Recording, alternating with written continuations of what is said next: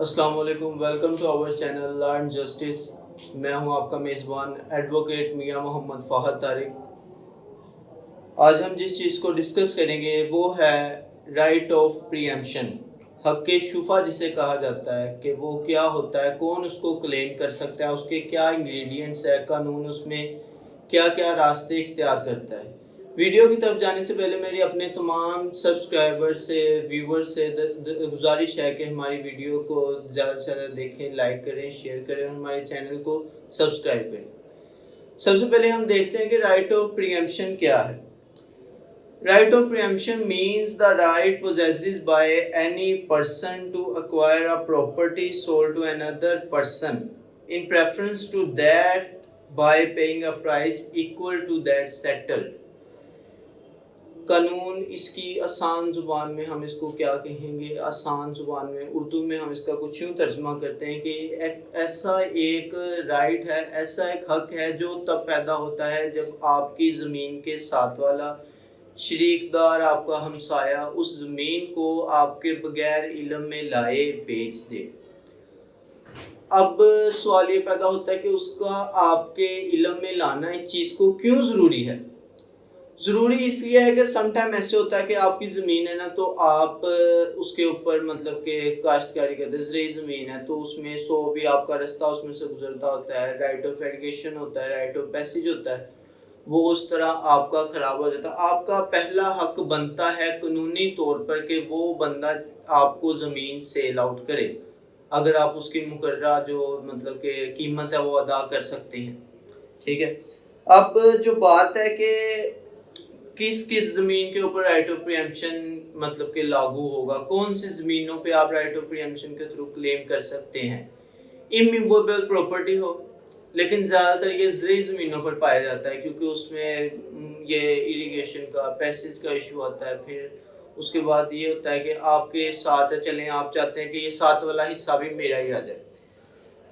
अब ये है कि ये दावा ये कब बनाए दावा, मतलब कब इस दावे को दायर करने की ज़रूरत दरपेश आएगी। इस दावे को दायर करने की ज़रूरत तब पेश आएगी जब आपके ज़मीन के साथ वाली ज़मीन का जो मालिक है वो उसको बगैर आपके इल्म में लाए किसी थर्ड पर्सन को सेल आउट कर दे। अब उसके बाद जो चीज़ आती है कि कौन से अफराद ये दावा दायर करने के हकदार हैं, किसका ये राइट था जिसे हज़फ किया गया है। तो 3 किस्म के लोग होते हैं जो ये दावा कर सकते हैं। पहले शफ़ी शरीक। शफ़ी शरीक क्या है? शफ़ी शरीक वो इंसान है जो आपका उस ज़मीन के अंदर, मिसाल के तौर पे आपका मतलब कि बिज़नेस पार्टनर आप कह लें, आपका शराकतदार है, आपका वो मतलब कि उसमें आपकी पार्टनरशिप है उसके साथ। मिसाल के तौर सम टाइम 2 लोग मिलकर एक ज़मीन लेते हैं, अब उसमें से एक सेल करना चाह रहा है, तो आपका पहला हक बनता है कि वो जो बंदा सेल करना चाह रहा है वो आपसे पहले पूछे कि हाँ मैं इसको सेल करना चाहता हूँ, ये मेरी डिमांड है, अगर तुम इसको परचेज करना चाहती हो तो ठीक है, वरना मैं इसको बाहर किसी थर्ड पर्सन को सेल आउट कर देता हूँ। ये हो गया शफ़ी शरीक, ये बंदा दावा कर सकता है हक़ शुफ़ा का। उसके बाद आ जाता है शफ़ी खलीद। शफ़ी खलीद क्या है? शफ़ी खलीद है वो बंदा है, मिसाल के तौर पर ज़मीनें होती हैं कि आगे ज़मीन है किसी की पीछे ज़मीन है, ज़मीन में से गुज़रगाह उसकी गुजरती है, मतलब पीछे वाले को रास्ता लगता है अगली ज़मीन के थ्रू। या फिर आपका राइट ऑफ इरिगेशन होता है, मतलब कि पानी लगाने का जो रास्ता, नाले वगैरह निकले होते हैं जो भी, वो उसकी ज़मीन से होकर गुजरते हैं। ठीक है, आपका राइट ऑफ पैसेज होगा, आप उसमें से रास्ता आपका गुजरता है। तो ये राइट जब जिस बंदे के पास होंगे वो शफ़ी खलीद के कैटेगरी के अंडर आएगा। अब दूसरा बंदा ये है जिसका हक बनता है कि जब आगे वाला बंदा, मिसाल के तौर पे वो ज़मीन बेचने जा रहा है, तो वो पीछे वाले बंदे को पूछेगा, उसको नोटिस देगा कि हाँ जी मैं बेचने लगा हूँ, आप ख़रीदना चाहते हैं तो आप इसको ख़रीद सकते हैं। उसके बाद जो तीसरा बंदा है वो है शफ़ी जार। शफ़ी जार अब क्या है? शफ़ी जार आपकी ज़मीन के साथ वाला हमसाया है। आपकी जो ज़मीन है उसके साथ जिसकी ज़मीन लगती है साइड पे, इस साइड पे, वो हमसाया जो होगा वो शफ़ी जार की कैटेगरी में आएगा।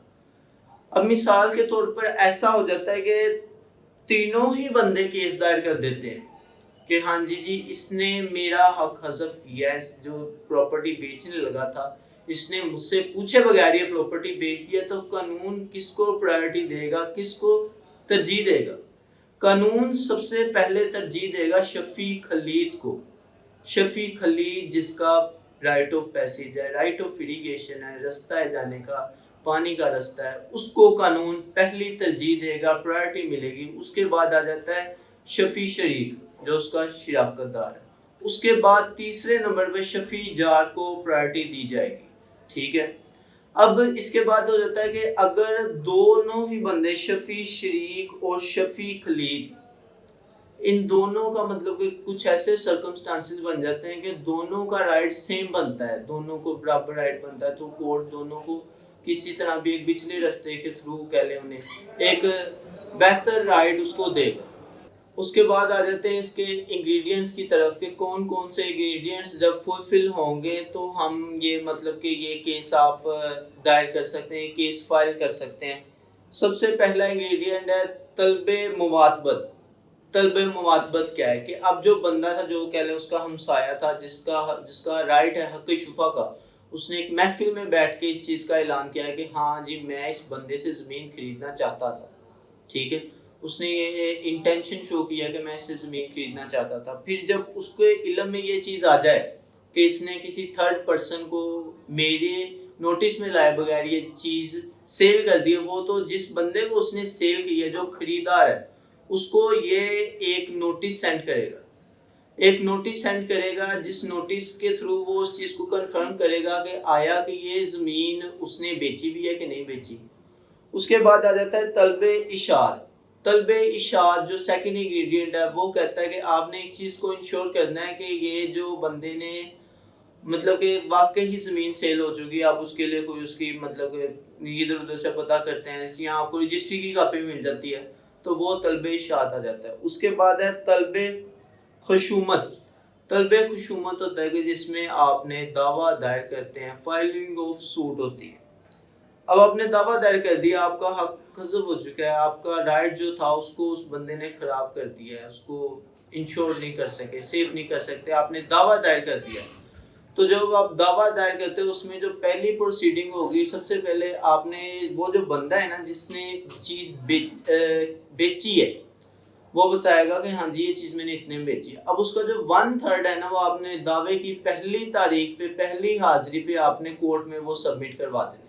اب اس میں ڈسپیوٹ آ جاتا ہے کہ وہ پارٹی سے مطلب کہ جو آپ کے ساتھ دشمنی وغیرہ چلتی ہیں اس سے بچنے کے لیے سم ٹائم ایسا کرتے ہیں کہ وہ پراپرٹی کی جو ویلیو ہے نا وہ زیادہ لکھ دیتے ہیں کہ یہ پراپرٹی جی میں نے تو اتنے میں بیچی ہے، میں نے بیچی انہوں نے 20 لاکھ میں ہوتی ہے 70 لاکھ لیتے تھے، تاکہ وہ جو بندہ ہے اس کو زیادہ اماؤنٹ کورٹ میں سبمٹ کروانی پڑے۔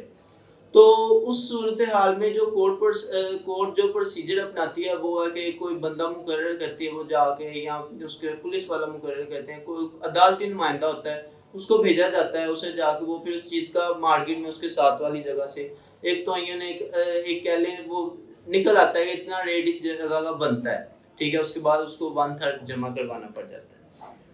اب ہے کہ کیس دائر کب کیا جائے گا؟ جب آپ کے علم میں یہ بات آئے کہ یہ جگہ بک چکی ہے، تھرڈ پرسن کو بیچ دی گئی ہے، اس کے بعد بنائے دعویٰ اجرا ہوگی، مطلب کہ کیس دائر کرنے کی ضرورت درپیش آئے گی۔ تو یہ 4 ماہ کے اندر آپ نے کیس دائر کرنا ہوتا ہے۔ ڈیٹ آف نالج سے جس دن آپ کو پتہ لگا یہ جگہ بک چکی ہے اس کے 4 ماہ کے اندر آپ نے کیس دائر کرنا۔ اب یہ ہے کہ آپ حق شفا سے مطلب کہ اس دعوے سے کس طرح خود کو بچا سکتے ہیں۔ اگر آپ کے زمین کے مالک ہیں، آپ چاہتے ہیں کہ جو ساتھ والا ہم صاحب وہ ایسا دعویٰ نہ کرے، تو اس کے لیے آپ نے جو مین چیز ہے، میں نے جیسے آپ کو پہلے بتایا کہ آپ نے ساتھ والے کے کو انشور کرنا ہے، اس کو نوٹس وغیرہ دینا ہے، جس طرح بھی آپ نے اس چیز کو انشور کروانا ہے کہ جب میں نے زمین بیچی ہے یا میں بیچنے لگا ہوں تو اس کے علم میں بات آ چکی ہے۔ اس کا طریقہ کار کچھ یوں بھی رہتا ہے، آپ اس کو نوٹس دیتے ہیں، کچھ گواہان کی موجودگی میں ان سے بھی دستخط کروا لیتے ہیں کہ ہاں جی اب میں بیچنے لگا ہوں، اس نے مجھے نہیں کہا کہ میں اس کو خریدنا چاہتا ہوں، یہ خریدنے کے لیے ولنگ نہیں ہے، یہ ہو جاتا ہے۔